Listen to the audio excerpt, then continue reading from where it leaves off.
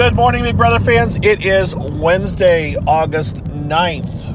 We're still more than 24 hours from the first eviction. It will still be Kirsten. And she knows it.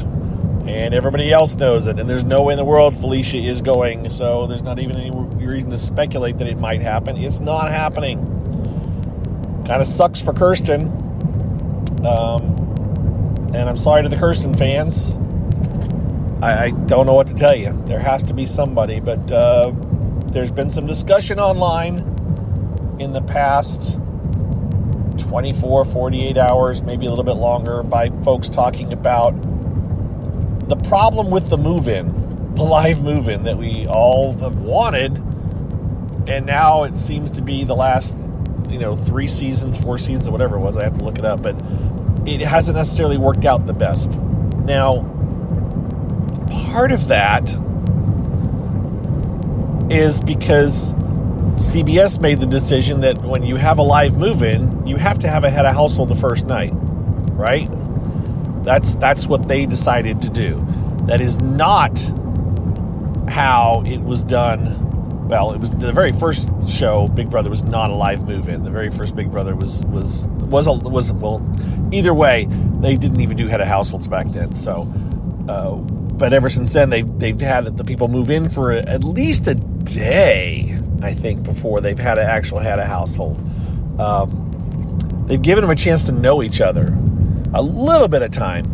And I was speculating on a possible fix. By the way, let me put this. There's not a whole lot. There's a lot going on, but it's not going to change who's getting evicted. And I'm stepping back for a second to touch on what's actually going on in the house for those that are like, well, what's going on? Look, Kirsten's going to go. And Riley's had some breakdowns about the pressure of being head of household. Some people don't understand it. It's been interesting because it's like lots of people have broken down in that house. Riley's done it quite a bit. Some people are of the mindset of how, this hasn't been a bad head of household for her. Why is she so messed up? There's a couple of factors going on here, but and Cameron may be partially to blame because he seems to be reinforcing some of that negativeness she's feeling. But I'm not going to try to defend one or the other or any of them at this point. They're all having stress issues. Remember, it's today day 7, today day 8, whichever it is. Paloma left the house on day 8 because of lack of sleep. Because her mind was racing. Izzy has barely had any sleep because her mind is racing. I think Riley's probably not getting a whole lot of sleep. I think some of the other house guests aren't getting a whole lot of sleep. The level of stress is quite high. And so I'm not going to judge any of these house guests and say how... I just think this popped into my head. Sorry, I'm kind of bouncing around here. But this popped into my head this morning. I don't recall any former house guests from previous seasons getting online and ever saying that person is overreacting, it's not that bad, right? I don't recall any former house guest saying, they shouldn't be that upset. It seems to me that the former house guests all kind of respect the emotions that they see coming out of the house guests in the house, and to me that's because they realize how tough it is to live in that house in that quote pressure cooker 24 hours a day, 7 days a week. And so they aren't judging these people. They aren't thinking, well, Riley had it really easy. She didn't have to nominate anyone. As a matter of fact, she got to save people and, be safe this week. That's what some people are saying. And it's like, yeah, but she didn't get to choose those nominees. She had to pick from 4 that were laid in front of her. And then they had a day to look at her like, which are you going to pick me or are you going to pick me? And then she had to basically use the power veto on 2, not on 2 others, and line them up for being evicted. And then in order to keep the target on one of them because she didn't want to have to nominate somebody else, she had to she basically threw a competition, she said, and it was implied, so that she didn't have to be the one to make another decision and not use the power veto and let somebody else do it. Do her dirty work, which is a level of stress to figure out, can I do this? Can't I do this? Oh, no, people think I threw it.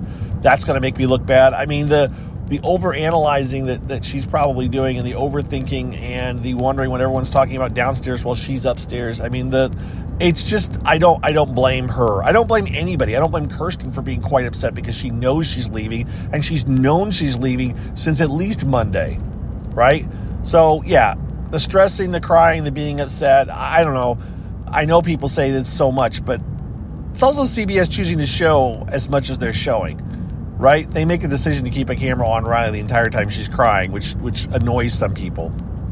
So, all right, enough of that. And again, Cameron, I'm not a fan of Cameron now. Watching him, he's saying that Riley reminds him of his daughter, but his daughter's 8, Riley's 24, and he's 34, and he's separated from his wife. So he's not like he's a married guy that might not potentially. It just doesn't rub me the right way. It just doesn't. 10-year age difference in the house. It's like, no, you can't look at a 24-year-old girl as a 34-year-old guy and say she reminds me of my daughter. That's not.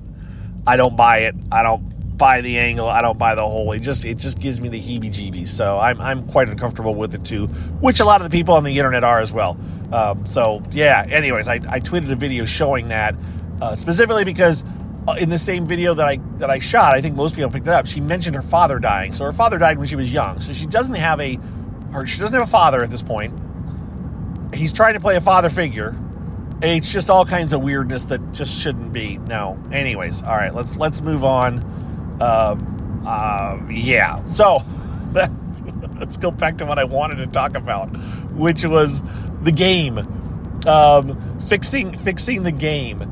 I have a couple of suggestions for ways to fix the game of Big Brother. One adjustment. I'm going to do this other adjustment first because it was brief and I didn't get that much of a reaction, but I do want to at least comment on it here. One thought was for Julie, for the show, it's boring when it's live, when there's competitions. They should bring in somebody to talk to Julie while the competitions are going on, so they get like a play-by-play person that is right next to Julie, and Julie can do the big stuff, but somebody else can be there to do a little bit of commentary, so she has someone to talk to rather than staring at a blank screen or staring blankly at a screen while we hear some tense music playing and nothing is really happening. I realize some people are saying, how do you do commentary on people hanging onto the floor while they're getting pulled? It's like, you can do it. People do it all the time. Professional commentators know how to make something out of nothing, and they can bring somebody in with Julie just for that little bit, not to replace Julie, but just to help her out. It'll never happen because anybody they bring in will be perceived as a replacement for Julie or something. It just won't happen, but it kind of needs to happen. Julie started out with a lot of extra people, and they whittled it down to just her after the first season. And so those extra people are kind of needed at times now, in my opinion. So, got that. The other thing is the entering the house, the doing the head of household right off the bat. This is my suggestion. Again, it'll never happen, but I actually think this is viable, and I really think they should consider doing it. So this year, the live feeds are on Pluto TV, right? They are free. Anybody that wants to can turn on the live feeds. So gone are the days when CBS was, to me, worried about losing people watching the TV show because at least they paid for the live feeds, but if they watch the live feeds, they won't necessarily tune into the TV show. Well, they don't seem to be worried about that now because they are saying, here are the live feeds for free, knowing that those people are also going to watch the TV show, right? All right, what if they did a live move-in on the internet 2 or 3 days before the first show? And the first show is get to know the house guests, and maybe Julie talks to each one of them briefly. And then they do a head of household competition. So they've had a chance to get to know each other, to establish some relationships, to enjoy their time in the house without any pressure. And then they get to do their first head of household competition. And we still get to see it because we're watching the live feeds. It would create a buzz. People would be watching it. They would be talking about it, and they would still watch the TV show. The TV show is still winning its slot. It is still doing well, even during a fall season now. It is, this is an idea that would actually work, and they'll never do. But if they fired up the feeds on Monday, and they did the first TV show on Wednesday, that to me is doable. Show the house guests going in like they did on Big Brother Over the Top, which they went in one at a time. They talked with each other. It was like 20 minutes between house guests, or maybe a little bit quicker than that. But they got up to speed. They got up to talk. They just got to know each other, and they just hung out. And then they did their head of household competition. Now, it was all on the same night, I believe, but still, they could do it where they just spent the first couple of days, and there's no immediate have-nots. There's no somebody getting pulled off into the nether region and disappearing for 2 hours and putting a target on their back. There is just their personalities determine the relationships, how they interact with each other, and then they start the head of household competition and it all laid out. I think this is a very good solution. I wish they would try it. I don't think they ever will. So anyways, that was my thought. I don't have a bunch of other stuff to talk about on the show per se right now, just because, again, we are waiting for tomorrow night's eviction. And there's a lot that's gone on, but in the end, it just doesn't matter until we have another head of household. So I just want to see where that falls out, right? So this was a relatively short CarCast this morning, but it is Wednesday. I think the house guests probably have lost the backyard again until like next Saturday night, maybe. They won't have it again because it'll be locked down. This is when they usually lose it, is Tuesday. Is usually lose it sometime during the day Tuesday, or they don't have it on Wednesday. Now, if they still have it today in the morning, great. That just means the backyard setup is not going to be that intricate for Thursday's show, which is fine too. But I have a feeling they're locked out of the backyard now.